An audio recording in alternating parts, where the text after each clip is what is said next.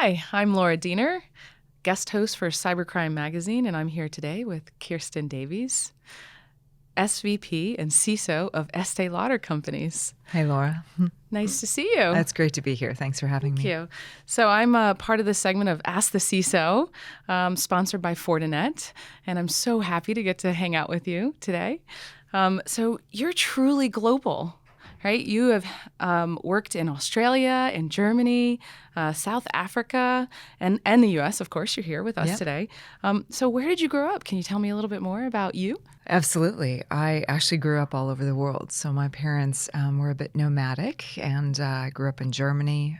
My mom's Canadian, so we spent some time in Canada as well, and in the U.S., of course. So all over the place. I'm very accustomed to being a global citizen. Awesome. That's great. That's good perspectives, right? Yeah, absolutely. Great. So you're exposed, obviously, to technology in high school. Is that how you got interested in it, or was there something else? A little bit. So I took the requisite electronics classes and technology classes. I still remember soldering a motherboard. I loved it. Cool. Loved it. I think I grew up like a lot of kids did, which was just kind of seeking our place and trying to figure out where I fit and what I wanted to do and what I loved and what I didn't love. You know what I mean? Yeah, I think absolutely. we all went on that journey growing up. Absolutely. I think, soldering a motherboard is definitely a moment where you decide whether or not you're going to be in technology. Oh, that wasn't when I made that decision, but that's okay. Awesome. When I was growing up, and I can't speak for today's generation, but it really was not cool to be in technology. Yes. And I wanted to be cool growing up. My brother was cool. He did sports. And he was really smart. And I did music and drama and speech and all of these things. And I always loved technology, but it wasn't cool to do that. So I think I was a bit of a closet geek, to tell you the truth. That's great. So you studied international political science in college, and you pursued more education in the areas of law, human rights, organizational transformation, and business. That's a lot. It is. But nothing much in terms of computer science. So we just heard about soldering irons and motherboards. But what interested you to become this technology leader that you are today? I didn't really actually get into technology until quite later in my career. I actually was a professional musician and a singer, and I'm on iTunes. Shh. Awesome. I actually learned to get into technology by coding my own website. Awesome. And so my husband at the time was a real tech geek and taught me a lot about coding and all of that. I loved it. And when I could learn that there was colors I could design and shapes that I could design based upon these keys that you put in, I'm like, this is fantastic. Right. So I didn't have any intention at all of going into a technology career. I literally stumbled across it. And it's just been so fascinating since then, and a great challenge and a great adventure, I would have to say. Yes, absolutely. Yeah. We're never bored, are we? Oh, no. I would welcome boredom at some point, at least for 5 minutes. So. That's awesome. So early in your career, you were the co-owner of Twinkle Dust Designs. Yeah. What did that company do? Can you tell us more about that? It was graphic design and was that the website first design. Website? Yeah, that was kind of the first website. And using a lot of like the early versions of Photoshop and getting into that whole software geekiness that was cool. Design and creativity. Because I come with a real creative bend. Yeah. I grew up speaking foreign language, and I grew up doing music. And I grew up doing math, hating math, being really good at math, never actually making the connection between mathematics and music and creativity and all of that artistic side of our brains that we think are often so separate from what we do, but they're not. They're infused in what we do in technology, right? So Twinkle Dust Designs was a graphic design company, and I did some event coordination too, because I like to be social and hang out with people. But really, that was the foray into technology and learning what could and couldn't be done through technology, and always pushing the boundary, saying, wait a second. If I can think this up, we should be able to code that. And that was always what I would challenge our staff to do, and contractors and things, was to always be pushing the boundary of what was possible with technology. Such a great story. Now I have to go to the Wayback Machine and look up Twinkle Dust Design's website. Bet you it has an amazing soundtrack. Yeah. All right, so you were with Deloitte in Australia and then hired into Booz Allen Hamilton, where you held important positions in cybersecurity. Was this a turning point in your career, and how exactly did you wind up in cyber? I want to hear about the cybersecurity angle now. Yeah, look, I don't know that we really ever have single turning points. I feel like life is a series of experiences and happenings. Some are good, some are not so great. And it's how we choose to respond to those things as we go through life. So it's not a linear path where all of a sudden we have a turning point and go, aha, another linear path, right? So for me, really going to Deloitte was a series of choices. It was a series of choices to go to Booz Allen as well. And I had been doing a lot of ERP transformations, major functional transformations in Australia, working with some major clients that was super exciting. Prior to that, I had been a consultant and a contractor, so Twinkle Dust, and then doing KDC, Kirsten Davies Consulting, where I was doing also transformations. I had a wonderful woman who helped me in my music career, who also introduced me to Cognos as a BI platform and taught me all of that. I'm like, holy cow, this is fascinating. So as I was transforming and going to Deloitte and then shifting and going to Booz Allen, and Booz Allen was like, wait a second, you have all this experience in global transformation. You have all this experience in people and change management and technology. We'll teach you cyber if you'll come help us rebuild our commercial practice, right? So I went into that. I learned this whole new area of cyber, just going, hang on. Again, another adventure, another challenge. I'd been doing risk management before, sunsetting old technology systems, the risks around that, the risks of access management gone wrong, things like that, and knew all of these concepts before, but didn't really understand, quote unquote, cybersecurity. Do you know what I'm saying? Oh, yeah, definitely. So that was really where some of this non-linear path choices along the way have really shifted my journey. At Booz Allen, one of my primary clients was Siemens.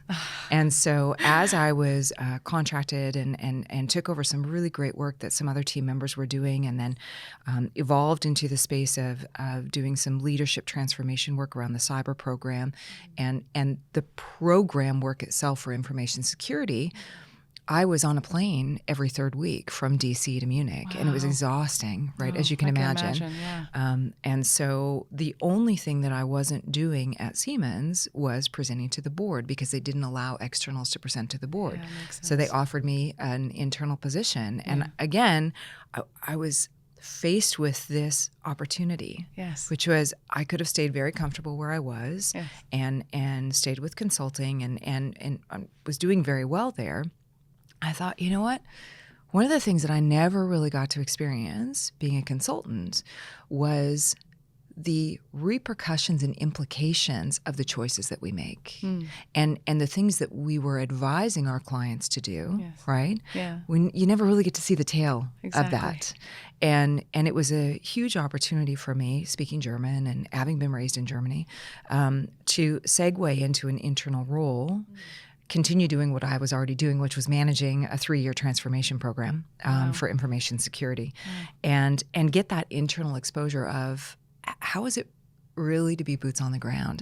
How is it really to be inside a massive organization dealing with internal nuances, right?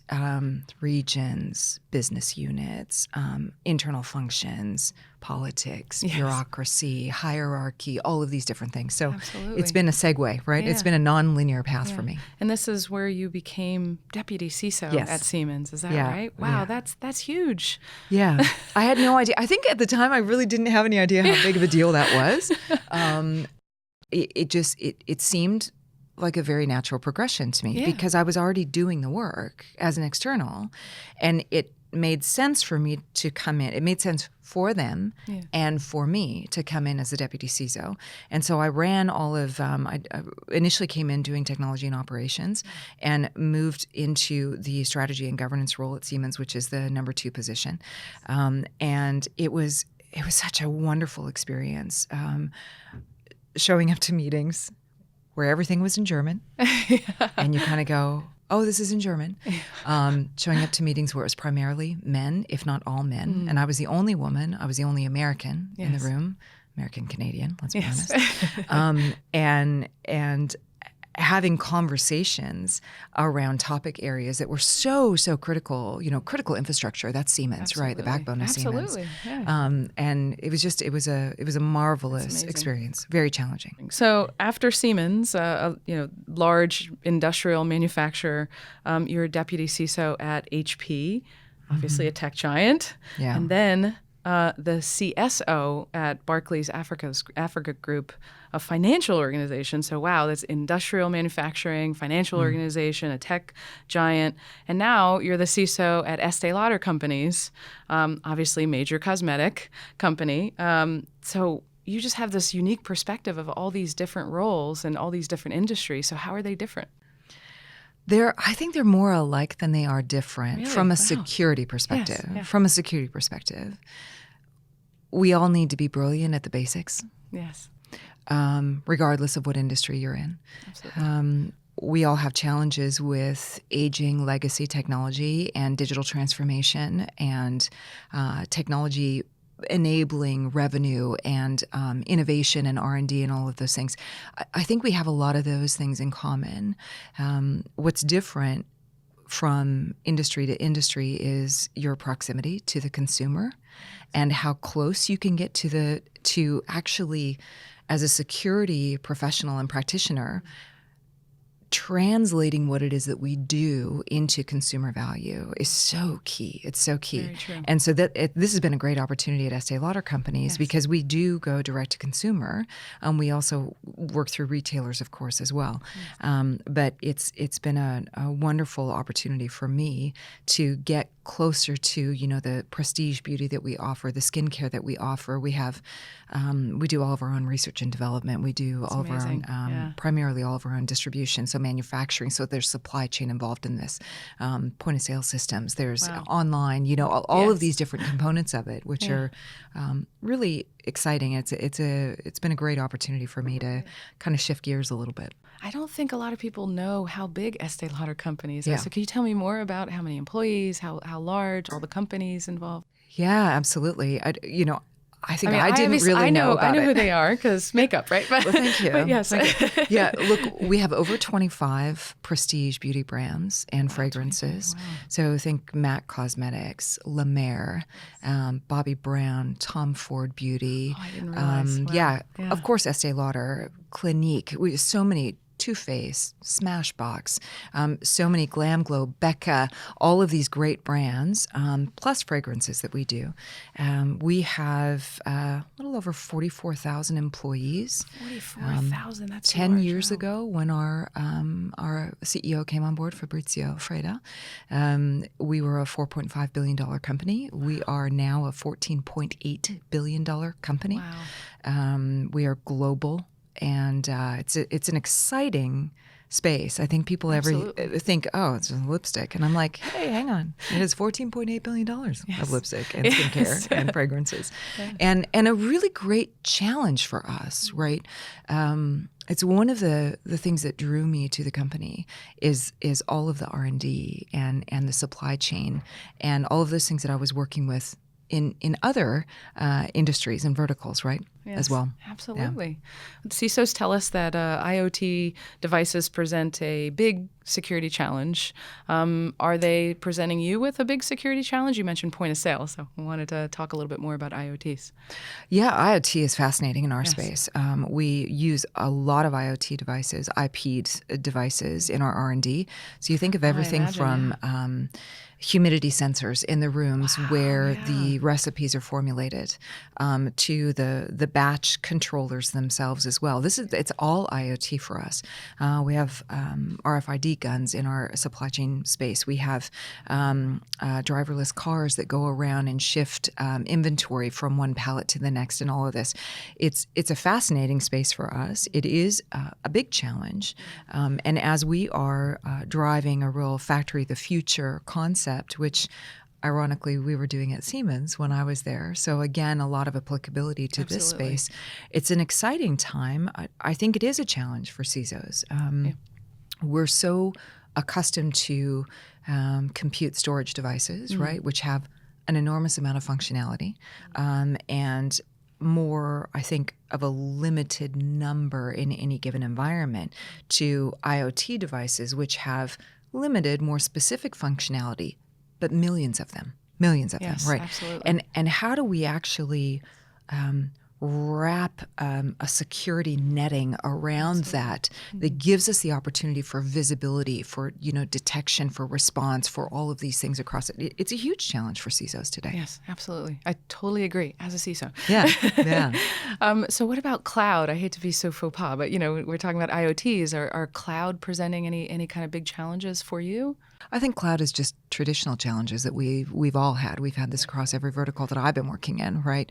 Depending upon what organization you work in and how technologically advanced that vertical is. So speaking from a vertical perspective, cloud was less of a challenge to talk about at HP than it was in a regional financial services organization, based upon experience, based upon the visibility that the regulators have had to it and their understanding of it, based upon regulatory requirements, understanding, all of those things. So we're doing a huge shift to the cloud right now.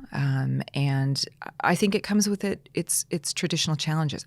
I think it has a lot of opportunity too, though. Yeah, right? I agree. Yeah. Because we're no longer solely responsible for securing our ecosystem on-prem. We can rely on it's a double-edged sword. We can rely on the security expertise of our cloud providers. We have third-party vendor risk management that we need to really dive into, right? Which includes our providers for infrastructure as a service, for cloud, for all of those things. So, yeah, look, I think anybody who's not talking about the cloud isn't really talking about much. I agree. I agree. Opinion alert. Anyway, yeah, okay. I agree completely.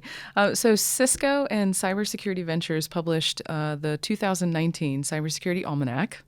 In it, there was a section on women in cybersecurity. We're women in cybersecurity. Yes, we are. One of the statistics from Forrester Research predicts that the number of women CISOs at Fortune 500 companies will rise to 20% in 2019, which is almost up, compared to 13% in 2017. Are you seeing more women CISOs? Obviously, we're here. Yeah. But are you seeing more women CISOs? Two of us are here. Two of us are here. And do you expect that it will continue to trend up? Yeah, I was actually surprised by that statistic. So was I. Yeah, I am seeing the trending up. I don't think it's trending up as quickly as it could be, as rapidly as it could be. I agree. It's encouraging to see that. Why is it encouraging? Because it takes all types for us to solve these problems. Absolutely. It takes all kinds of thinking background. It takes all kinds of generational experiences, mindsets, problem-solving capabilities. I think it's less for me a conversation around, is this a gender issue? This is a diversity and an inclusion issue, right? And I will love the day when we don't have to talk about this anymore, right? But the reality is we do have to talk about this because we don't have enough people, number one, as practitioners. We've known that for years and years. We don't have enough people. And I think as a result of that, we also don't have enough diversity and inclusion in our ranks. Absolutely. So we talked about our ranks as CISO. Why don't we talk a little bit more about the predictions of all women. Again, Cybersecurity Ventures predicts that women will hold roughly 20% of all cybersecurity positions globally by the end of this year, which is double the number of what the industry sources were reporting back in 2013. Is the needle moving in the right direction? I say, and I think you agree, not fast enough. And what more can we do to get it more to 50%? I think we at least want all the diversity to be there, but we're still trending hopefully up 20% by the end of the year. How are we going to get to 50%? Yeah, so if you look at that trending, I mean, even that statistic was a bit surprising to me as well. But even if we take that and you say, okay, it was 11%-ish in 2013 to 20% in 2019, it's not moving quickly enough. I agree. Okay? Yeah. I think that this takes initiatives at all levels. So we need to be making more room for women in the ranks. We need to be, and I can talk about talent all day, and development and retention and mobility and all of these types of things. But we need to be making more room in our organizations for diversity of thought, right? We need to be attracting more women into these fields. How we do this is by having seats at the table, at every table, not just at the senior table, but at every table, and reaching into our organizations as CISOs and developing all of the talent that we have, but also focusing on the folks who may not necessarily reach out to grab the gold ring, but we know that they have the opportunity or they have the potential to grow. That's inside of our own teams. I think outside of our teams, we need to start identifying talent that exists across the organization, whether that's in PR ranks, in marketing ranks, who can do visualization and they can help teach some of our AI, right? Or supervised learning, working across IT and actually reaching out to different folks who want different opportunities. And then outside of the organization as well, doing more work in communities. And, the city of New York has a great initiative that's working with the different universities that are here and creating environments for women and girls to really develop their technology capabilities. We need to be doing that. We work with the Lower East Side Girls Club here in Manhattan and helped the girls as a project develop a website and e-commerce, right? And so we're teaching them security and technology at the same time. Yeah. Those are the things that we really need to do, and we need to be proactive about it. And it needs to not just be the women who are doing that. Yes, I agree. This is an industry initiative that we need to be driving. Absolutely. Thank you. That was fantastic. I know we have to wrap up, but I want to ask one more question, and that is about networking with other CISOs and some of the events you'd mentioned. We have to get out there more. Yeah. So, is there anything that you want to talk about that you've done recently? Yeah, absolutely. Look, I try to get out as often as I can. I think that the community that we have is very special. I'm a member of the Tinker Tribe and member of Security 50 and HMG Strategy and different groups. I'm not saying that to name drop. I'm saying that because community is so important in what we do. And finding our tribe is so critical as CISOs, as practitioners, as women. I recently hosted an event at the Neue Gallery in October. So at Estee Lauder companies, we started the Pink Ribbon campaign with a breast cancer campaign and the Breast Cancer Research Foundation. That was actually Evelyn Lauder who started that. And I didn't know that until I came to Estee Lauder companies. I'm like, wait, Pink Ribbon campaign is you? Hang on. How did I not know that? Right? That's awesome. So October is Breast Cancer Awareness Month. And October is Cybersecurity Awareness Month. Okay. And so I reached out to the folks in our organization. I said, I would really love to host a crossover event for women in cyber to address hashtag hack breast cancer. Absolutely. And so I hosted an event in October and, shameless plug, because what we're doing now as a group of women in cyber is I want us before June 30 to raise $250,000 for the Breast Cancer Research Foundation. Hashtag hack breast cancer and the Breast Cancer Research Foundation. For every $250,000 we raise, the BCRF can name a new researcher. Oh, that's great. And I feel so strongly about this that we as a community can make such a difference in our world, whether that's attracting new and diverse talent and raising up the next generation of CISOs, which we need to be doing. Yes. We can also rally together around causes. And this is something that I appreciate so much about the millennial generation is they appreciate causes and work that matters. And so this is the work that I want for us to have matter as women in cybersecurity is this whole Breast Cancer Research Foundation initiative. So amazing. Wow, you're such an inspiration.